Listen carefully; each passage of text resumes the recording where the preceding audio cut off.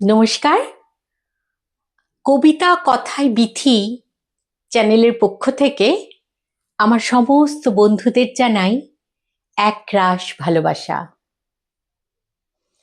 আজকে আমি কবি আরণ্যক বসুর লেখা একটি কবিতা পাঠ করে শোনাব।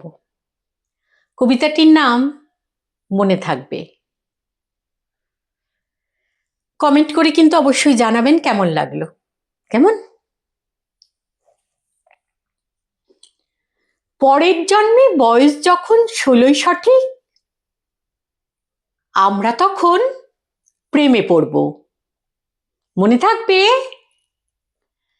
বুকের মধ্যে মস্ত বড় ছাদ থাকবে, শীতল পাটি বিছিয়ে দেব, সন্ধে হলে বসবো দুজন, একটা দুটো খসবে তারা, হঠাৎ তোমার চোখের পাতায় তারার চোখের জল গড়াবে। কান্ত কবির গান গাইবে, তখন আমি চুপটি করে দু চোখ ভরে থাকবো চেয়ে।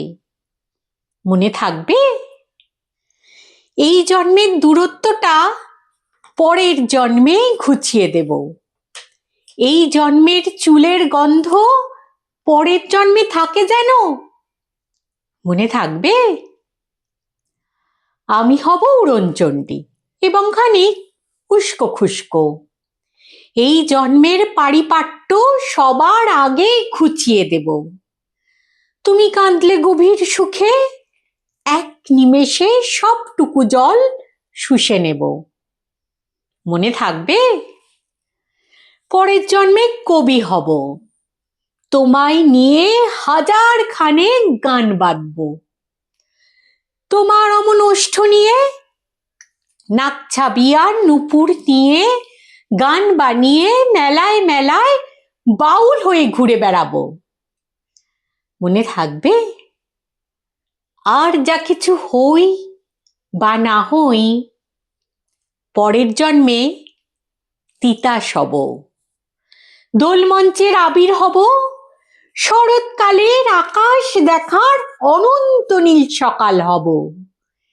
এসব কিছু হই বা না হই, তোমার প্রথম পুরুষ হব। মনে থাকবে?